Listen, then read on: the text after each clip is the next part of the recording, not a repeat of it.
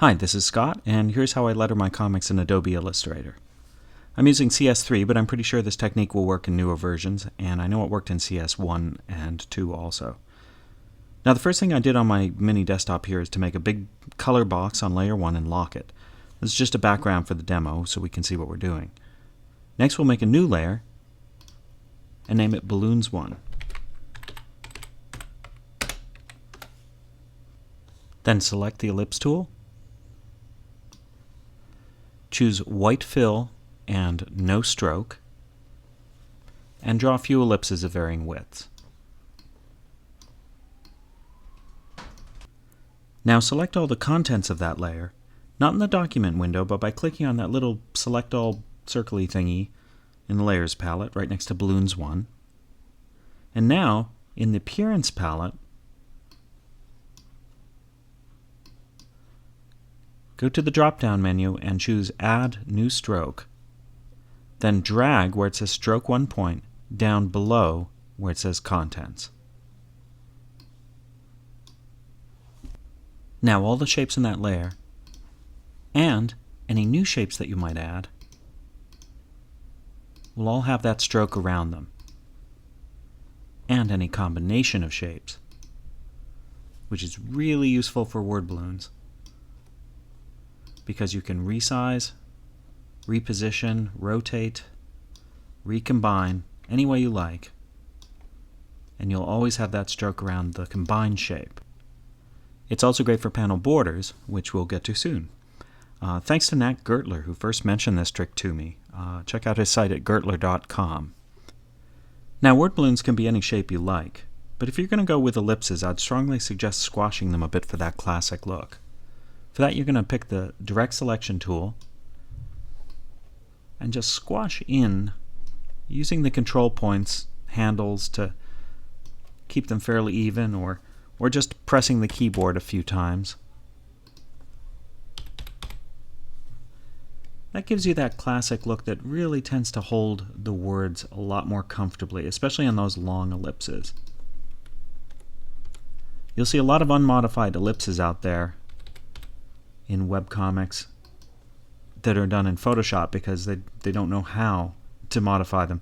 But if you look at the hand-drawn stuff, it always has that classic look, or that TV shape, sometimes they call it.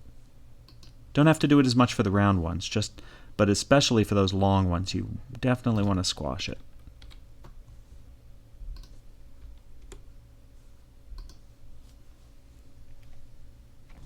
Now take a close look at the tails, and you'll notice that they might be a little blunt or rounded. If they are, you're going to go up, once again select the whole layer, the contents of the layer, then select that stroke, and you might want to set the miter limit to a little bit more. Play with that a bit in order to get that nice sharp point. It'll vary. I'm honestly not sure exactly how it works. All I know is if I pick a bigger number, I get a point, so you might want to do the same thing. Next we'll make a text area specifically fitted for each balloon.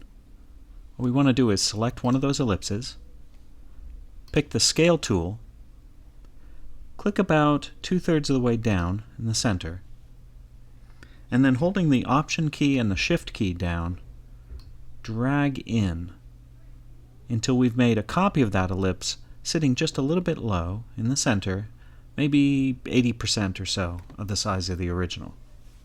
Next, with that still selected, let's make a new layer, call it Text, and drag that selection up. We want the text to sit above that layer. Let's lock the balloons for just a minute, and then as we put the type cursor over, you'll notice how it changes shape from that rectangle to that hexagonal shape.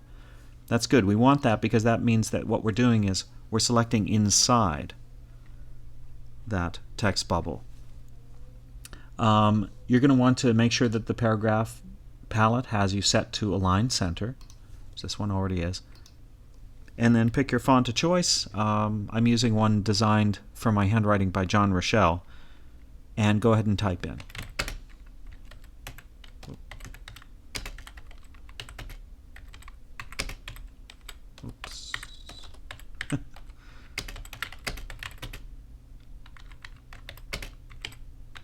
Hopefully your typing's a little better than mine. And then you can resize both the text, if you need to, both the text and the balloon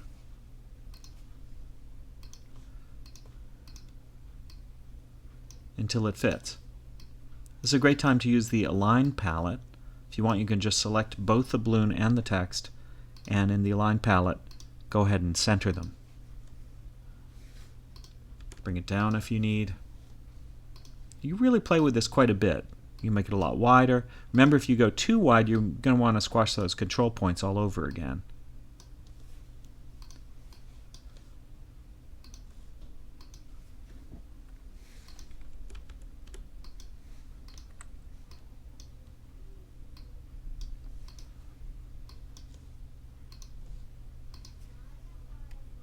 And then you can take that same technique to the other ellipse.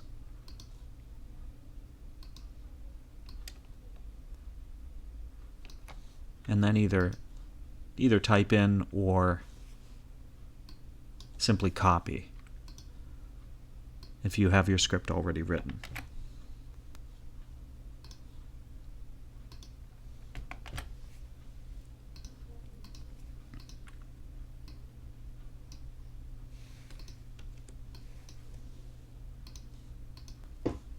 Now you notice that if you want one balloon overlapping the other, we might have a problem because we have the whole balloon layer set to have that stroke appear around it and have them join. So what you might want to do is create a copy of the balloons layer. Call it balloons 2. Oops, there we go. In fact, you might want to do a few of these. And then when you have a balloon that you want to be overlapped by another balloon, just go ahead and drag it down. Whoops, sorry. There we go.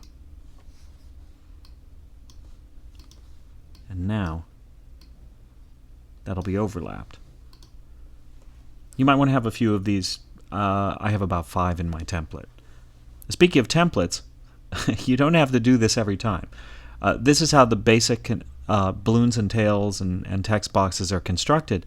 But once you figured out how to do this, you can create a template where you have a lot of standard sizes, standard shapes, and they're just sitting next to your document and you can drag them in. So you really only have to do this once. So now let's pull back a bit and make some panel borders using that same technique we used on the balloons. In fact, what we'll do to start is just duplicate balloons number 1, select all of its contents, and delete them. So now we have an empty layer, but the layer still has that property that when you have a white borderless shape on it, it just creates the border around it automatically and around all of the contents. Let's rename that borders. By the way, I forgot to do that when I created balloons 2. So I just did that in between shots, but always make sure to delete your duplicates. And now let's just pick, first thing, we want to put borders up front. We want it in front of both the text and the balloons. Then I'm going to pick the rectangle tool. Once again, we'll make white fill, no stroke. And then let's just do a rough box around it.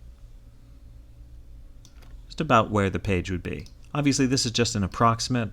When you're doing the real thing, you'll have specific measurements that you want. Whether you're publishing on the web or in print, you'll have a specific measurement. But for now, we're just approximating.